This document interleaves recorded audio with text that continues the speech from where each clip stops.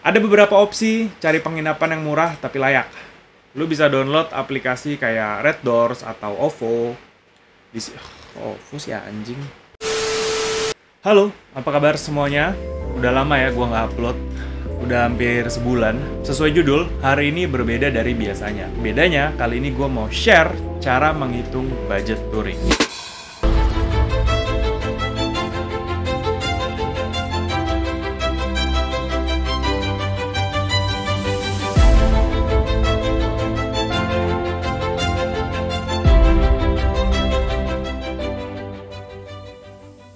Jadi, alasan kenapa gue buat video ini adalah gue itu join di beberapa forum komunitas touring gitu.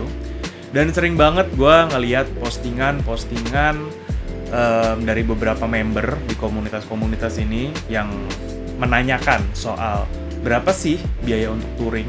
Contohnya kadang ada yang suka ngepost pertanyaan kayak gini. Nggak ada perhitungan pasti berapa biaya yang lu mesti keluarkan saat lu touring. Semua itu bergantung sama diri lu sendiri dan banyak faktor lain sebetulnya yang mempengaruhi soal budget ini.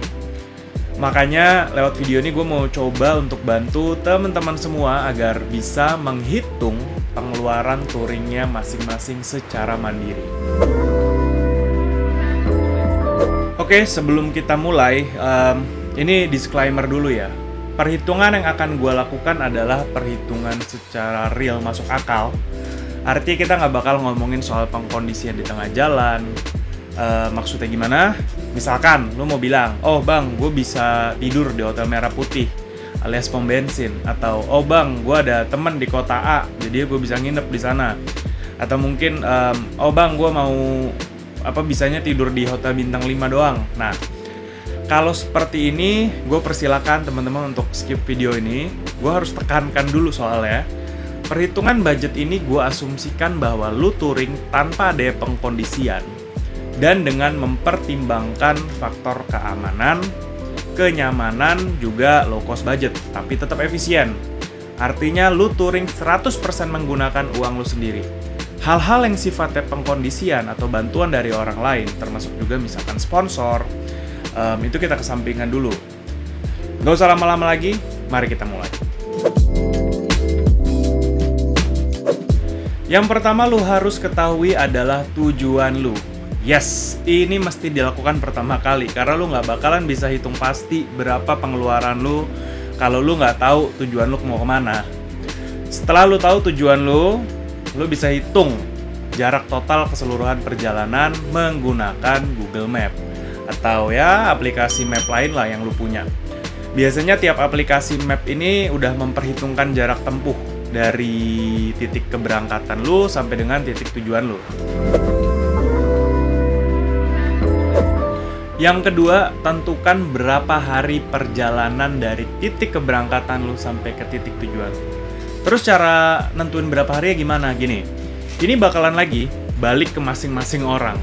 Seberapa jauh dia mau berkendara dalam satu hari atau mampunya berapa jauh.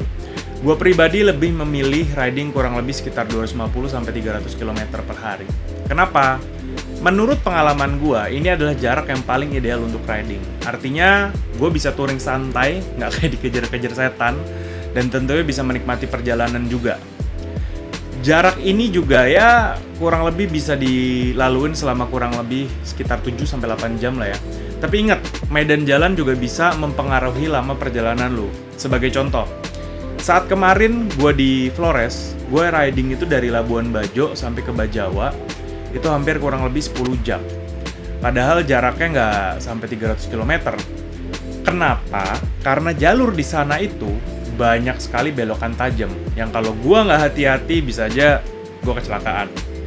Belum lagi ditambah jalur yang licin, karena kemarin kondisinya itu lagi hujan. Bandingin dengan saat gue riding dari Jakarta ke Tegal, itu jaraknya pas sekitar 300 kilo juga, tapi gue bisa tempuh dalam waktu 6-8 jam.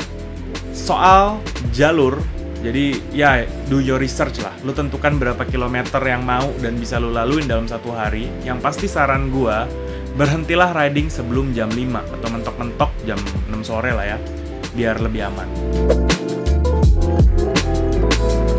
Nah, Ini salah satu yang paling vital dan hampir tidak mungkin lo otak-atik budgetnya. Soal konsumsi bahan bakar. Beda merek, beda jenis, beda cc, jelas mempengaruhi berapa banyak bensin yang lu perlukan. Jangankan soal ketiga hal tadi yang gue sebutin, cc motor sama pun, tapi jenis motornya berbeda, pasti konsumsi BBM-nya juga bakalan beda. Sebagai contoh, Honda CBR 250RR, konsumsi BBM itu kurang lebih 30-32 km per liter.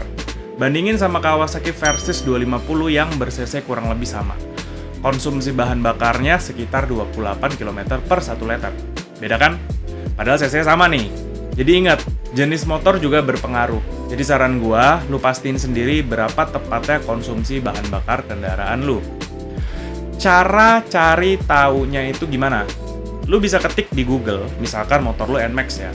Lu ketik konsumsi BBM NMAX. Di situ bakalan keluar tuh, 1 liter bisa menempuh jarak berapa kilometer. Setelah lu dapet angkanya, lu kurangin 20-30% dari angka yang tertera. Kenapa?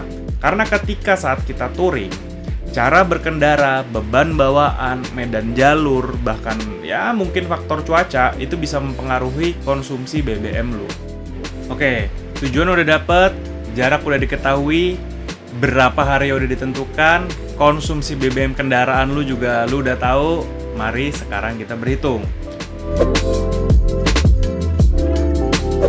Oke, anggaplah gue mau riding dari Jakarta ke Malang. Jarak dari Jakarta ke Malang itu kurang lebih sekitar 800 km. Sesuai perhitungan jarak tempuh per hari yang tadi gue udah disebutin tadi, total 800 km ini kita bagi sekitar 250-300 km riding per hari. Artinya ya sekitar butuh waktu kurang lebih 3 hari lah ya sampai ke Malang.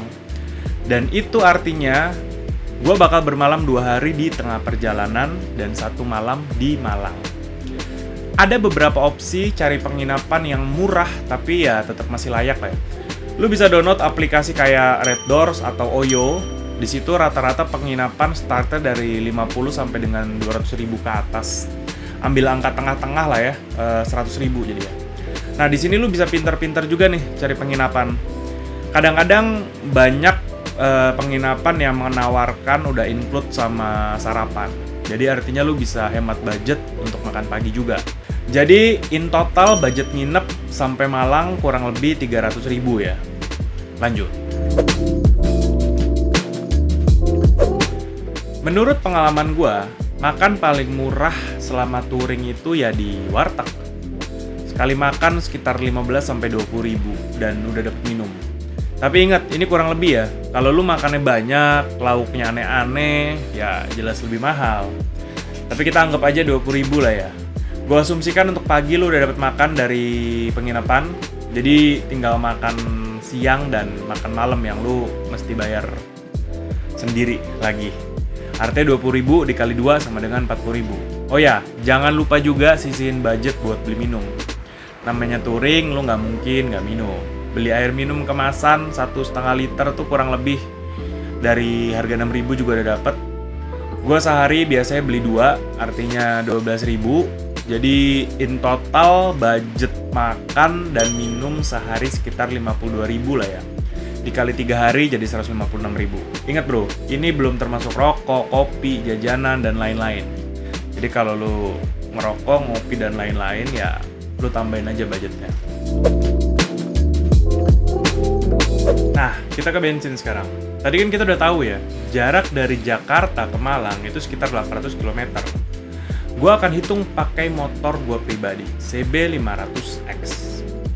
Di atas kertas, konsumsi BBM CB500X itu 28,5 km per liter.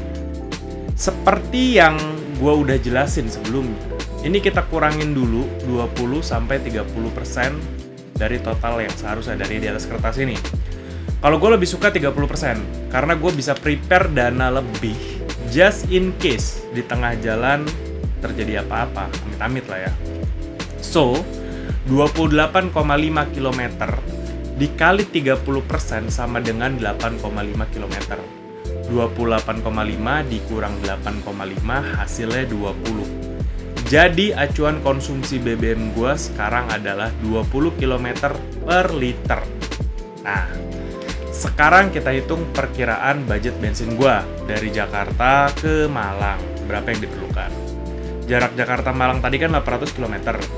Dibagi 20 km sama dengan 40. 40 ini adalah total liter bensin yang gue butuhkan untuk sampai ke Malang.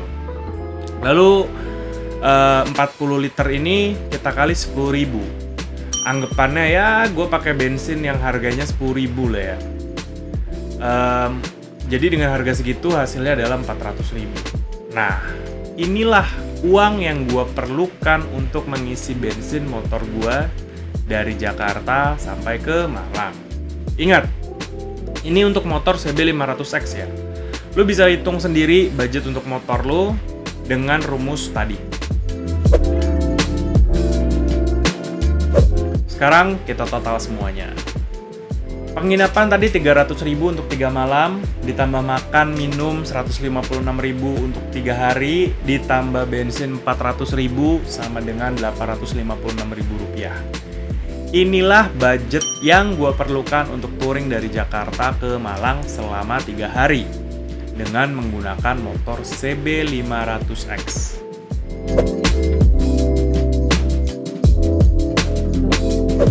Ingat ya bro, itu adalah perhitungan yang gue gunakan dengan pertimbangan yang tadi udah gue jelasin di disclaimer ya. Dan menggunakan contoh motor CB500X. Tiap individu pasti beda-beda, tergantung lu tipikal orang yang seperti apa gaya hidupnya, terus preferensi jarak lu berkendara dalam satu hari sejauh apa. Tapi ya gue saranin untuk gunain formula tadi sebagai acuan. Kalaupun misalnya lu memilih meng-cut budget penginapan dan lu misalnya lebih memilih tidur di pom bensin atau di warung, ya udah nggak apa-apa. Tapi sebaiknya balik lagi nih, acuan budget tadi lu gunain. Kenapa? At least kalau sampai terjadi apa-apa di jalan, lu punya dana lebih untuk mengcover hal-hal yang kita tidak inginkan ini. Gue tahu kadang-kadang di tengah jalan tuh kita bakal ketemu orang-orang yang baik yang mau ngebantu kita. Entah kita ditraktir makan, atau bahkan disediakan tempat bermalam. Dan ini udah gue alami sendiri. Tapi lu mesti ingat, hal-hal seperti ini tuh sifatnya bonus bro. Dan prinsip gue, jangan pernah berekspektasi macem-macem kalau lu nggak mau kecewa. That's why, perencanaan budget touring itu sangat penting. Asumsikanlah bahwa lu berangkat dan bertanggung jawab atas diri lu sendiri. Jadi alangkah baiknya kalau lu mempersiapkan segala sesuatunya itu dengan matang, terutama soal dana touring ini. Ingat, pada akhirnya ada orang-orang yang menunggu lu pulang ke rumah dengan selamat. So, persiapkan diri dengan baik, hitung budget lu dengan tepat, dan enjoy the trip. Oke, gua rasa itu aja. Kalau ada yang mau nambahin atau mau tanya-tanya soal budget ini, atau bahkan lo ada pertanyaan seputar touring, boleh komen di bawah, nanti bakalan gue jawab. Like, subscribe, komen, share video ini ke teman-teman lo kalau suka, kalau nggak suka tidak apa-apa. Gue Arko __ pamit, I'll see you on the next video. Bye.